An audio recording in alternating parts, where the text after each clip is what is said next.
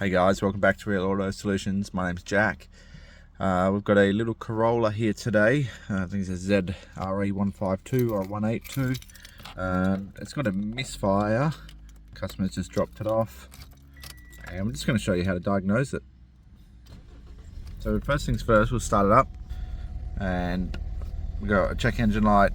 You might not be able to see it, but I can hear it, I can feel it. It's missing. Sounds like it's just missing on one cylinder. Engine speed's a bit higher at the moment, and that's just due to cold start. So once it sort of settles down, we'll be able to feel that misfire a bit more. So misfire can happen from a few different things on engines: PCM, wiring, coils or leads, spark plugs, distributor, compression, which would also be valves, head gasket issues, lower end issues. So be aware it's not always just going to be changing a set of spark plugs. You know, possibly most of the time, probably the most common cause, along with the coil or something like that. Essentially, you can do, we'll see if we can do it in this car. I'm going to put my foot flat on the accelerator and try and start the car. Alright, so unfortunately it starts in this case. What that can do is when you put your foot flat on the floor, it will put it into clear flood crank mode. Essentially, you can crank the car over and over because that will kill the injectors to clear the flood if the injectors are leaking or whatever. So a flooded engine essentially will have fuel run down the bores and wash the bores, which essentially is washing the oil off the bores in the cylinder, and we need that oil to build compression. So if it does do that, if you put your foot flat on the floor, you can crank it and hear for cranking cadence, which is essentially a quick compression test. So you can do all this without a scan tool. And next step would be to pull the engine cover off, which I already did, and identify our ignition coils on this car. It's a 4-cylinder and it's a double overhead cam, so the spark plugs are down the middle. We've got 1, 2, 3, 4 spark plugs and coils for each of the 4 cylinders. So what can we do next? We're going to start the car and we're going to disconnect these one by one and listen for an RPM change, or essentially no change in RPM is what we want to pick up to essentially find out what cylinder we're dealing with. Okay, so what I've just done is I've just got a little screwdriver to lift these tabs up. So on Toyotas they're pretty common for braking.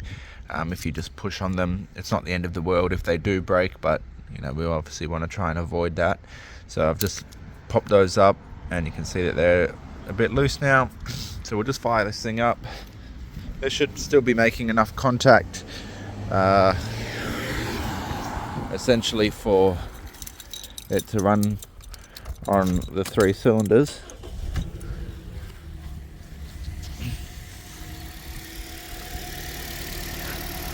And all we're going to do is go across the line and pull it out a little bit. Okay, and you can hear the change, right? You can hear the RPM. When I plug this back in, the RPM speeds up. You see how that one makes no change? I accidentally just pop that one back on.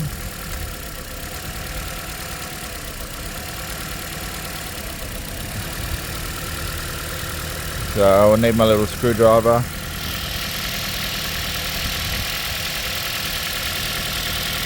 Try and pop this up there.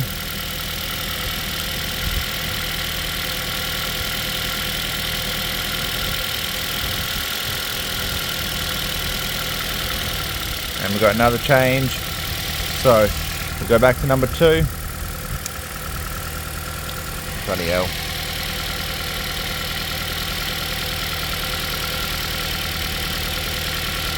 Okay. So we've got no change on number 2.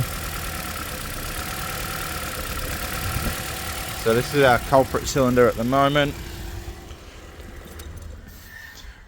Next step that we want to do is now take this coil, and we'll take this coil and we're just going to flip them Put this one in this spot and this one in this spot. These are 4-wire coils, so essentially we have a power and ground to the coil, and then we've also got a signal to the coil, and then a feedback signal to the ECU. And this feedback signal to the ECU, essentially, let's see if I clean this camera a bit. So power and ground, and then the transistor is actually in the coil in this one. PCM sends a signal to the coil, to the transistor, turns that transistor on, which essentially joins the power and ground circuit through the coil. Coil essentially generates the voltage, and then when we turn the coil off, it collapses that magnetic field that it's built with it running through the coil of wire. And then when we collapse that magnetic field, we also have a secondary coil of wire that induces voltage into that secondary field, secondary coil of wire, and that makes its way down to the spark plug, and essentially down there to the spark plug, and then that jumps across the gap, and essentially we have a spark or plasma.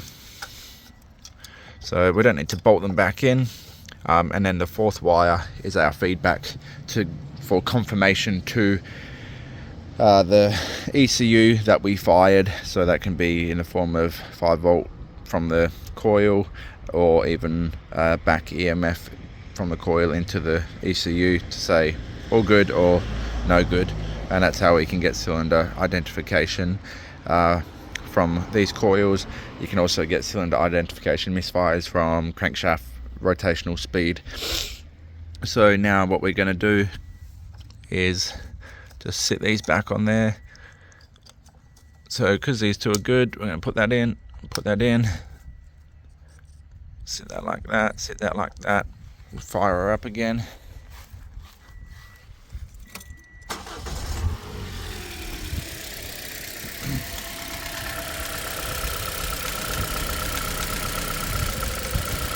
Okay, so now we have a drop on there and no drop on there. So that tells us that this coil is bad. What that tells us about this cylinder, I'll just turn that off. What that tells us about this cylinder, we've got good compression, we've got good spark now from the spark plug, and all of these wires and everything is good, all of our valves and everything are good, because this moved with the misfire, moved with the coil.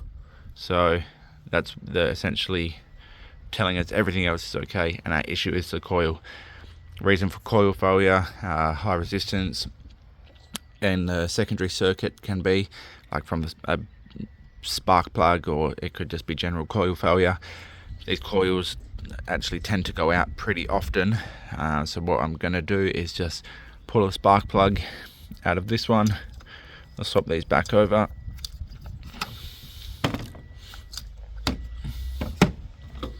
So pop that back in there. We'll pop this spark plug out and just have a look, and probably suggest all 4 spark plugs, and at least, well, definitely that one ignition coil, and making them aware that the other 3 are likely not far behind, and give them the option of what they want to do.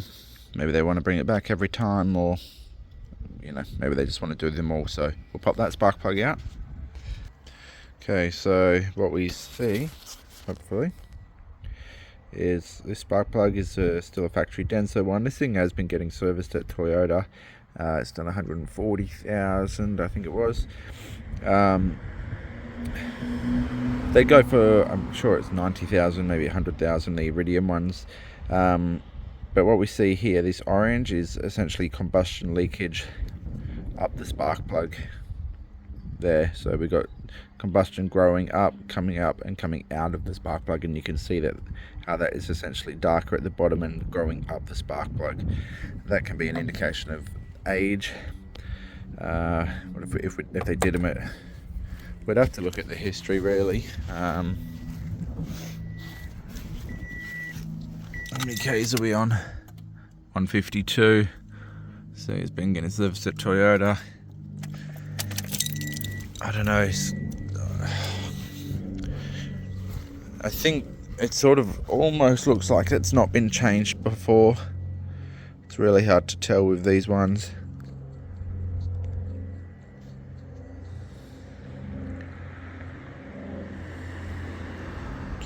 We could possibly measure the gap, which would be 1.1 mil. And the gap,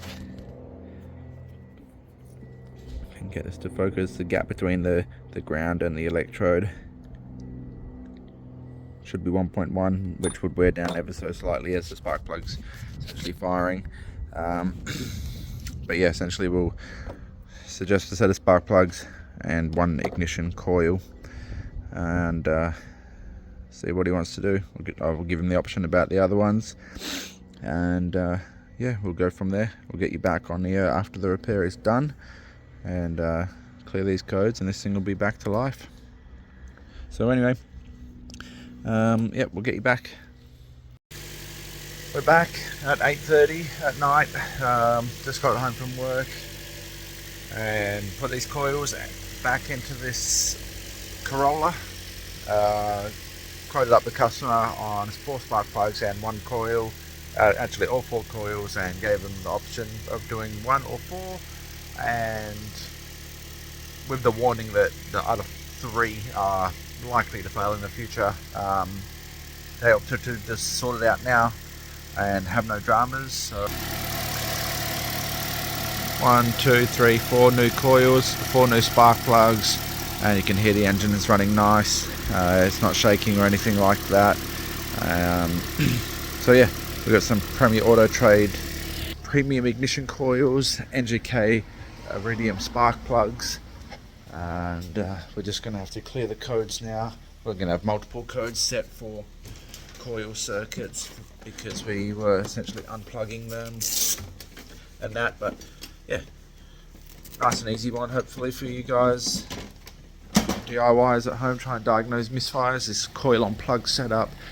You could do the same thing with ignition lead, and yeah, all good. Please consider liking and subscribing. I'm going to wrap this one up.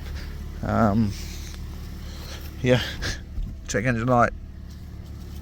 Check out the Auto MS906 on the channel if you're interested in that. It's like I said, $3,000, and yeah, great tool. Anyway, thanks guys, bye bye.